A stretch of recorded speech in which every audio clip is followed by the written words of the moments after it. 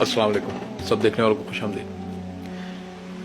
इमरान खान गलती पे गलती करते चले गए हुकूमत मिलने के बाद, ना किसी की सुनना, बस एक ही गलती को और एक ही रट को, एक ही जिद को दोहराए जाना, और फिर इंतहाई खतरनाक गलतियां करना शुरू हो गए और फिर उन गलतियों पे डट गए।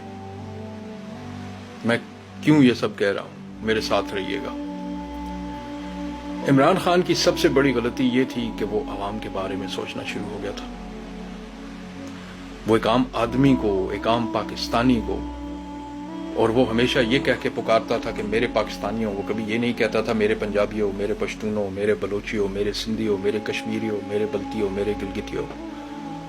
वो हर एक को जहां भी जाता था मेरे पाकिस्तानियों कह के खिताब करता था और उनके दुख दर्द बांटता था और उनके दुख दर्द की बात करता था, उनके फायदे के लिए, उनकी खुशहाली के लिए। सबसे बड़ी गलती ये थी उसकी। दूसरी बड़ी गलती उसकी, पाकिस्तान को माशी तौर पे खुद मुख्तार बनाना, कर्जों की लानत से निजात पाना, करप्शन से निजात पाना, ये भी सबसे बड़ी गलती। और फिर इस पे डट गए वो। ये कहां का इंसाफ है भाई? आप हुक्मरानी करने आए, आप हुक्मरानी कीजिए, जैसे चल रहा है काम चलाइए, लेकिन नहीं।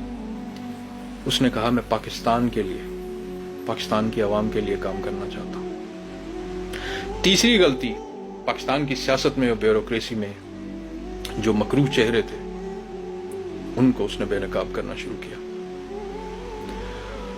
उसके बाद सबसे बड़ी गलती, जो बैनुल अक़वामी इस्तेमारी ताकतें थी उनके आगे सीना तान के खड़ा हो गया कि पाकिस्तान, हम तुम्हारे गुलाम नहीं है। पाकिस्तान एक आज़ाद मुल्क है, इसकी आवाम आज़ाद है। हम एक आज़ाद फिजा में, हकीकी आज़ादी की फिजा में सांस लेना चाहते हैं।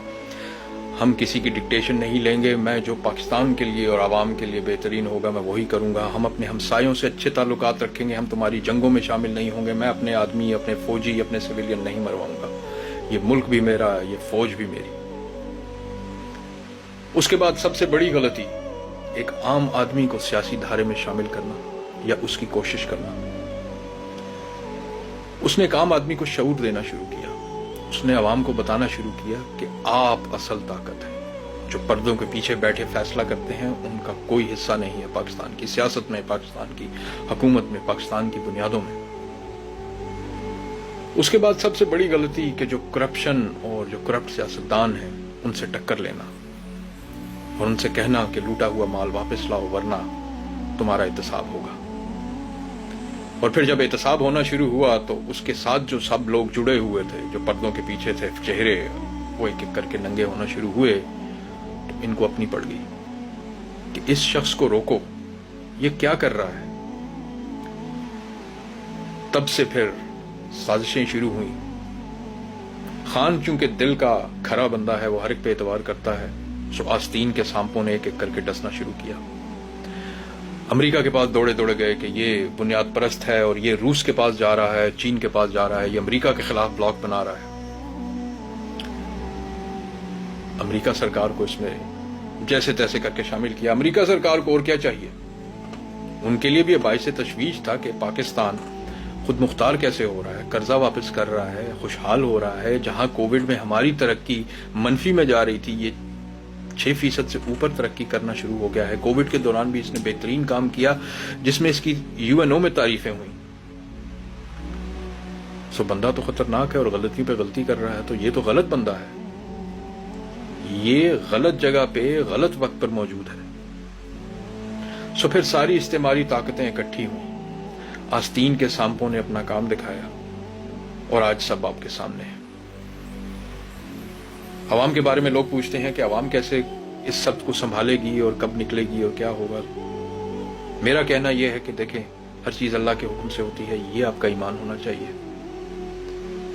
जब अल्लाह का हुक्म होगा सब खुद ही रास्ता बनना शुरू हो जाएगा। और आप देख रहे हैं कि कैसे एक के बाद एक लोगों के दिल साफ हो रहे हैं, लोगों के दिल फिर रहे हैं और उन्हीं हलकों में से, उन्हीं हैंडलर्स के हलकों में से, उन्हीं के लोग, उनके अल्लाह दिल फेर रहा है। तो जिसका भी ज़मीर बाकी है वो ये सब देख रहा है और किसी ना किसी सतह पे वो अपना किरदार जरूर अदा करेगा। रह गई बात सरकशों की, तो उनके बारे में अल्लाह खुद कहता है कि जब मैं किसी की बर्बादी का फैसला करता हूं तो फिर उसे अपनी सरकशी का हुक्म दे देता हूं। तो इस वक्त सरकश जो है وہ سرکشی پہ اترے ہوئے ہیں، لیکن سدا رہنے والی ذات اللہ کی ہے۔ ہم بھی چلے جائیں گے، یہ بھی چلے جائیں گے۔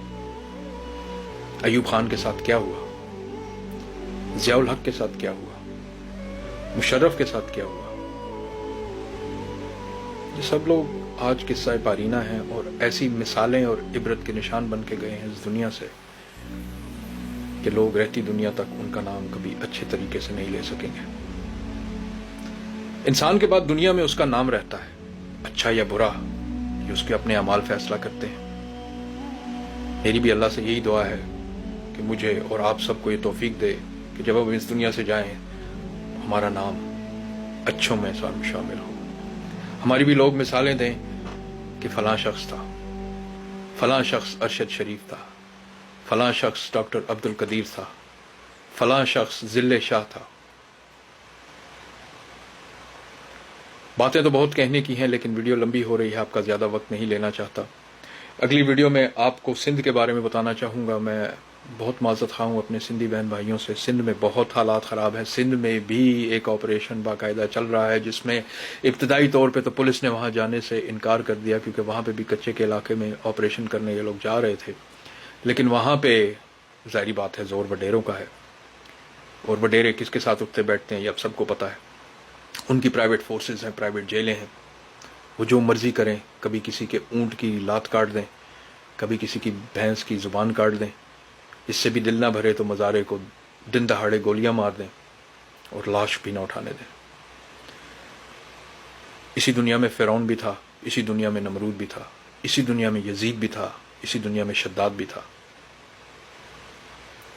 تو بہرحال یہ اللہ کی طرف سے آزمائش ہے۔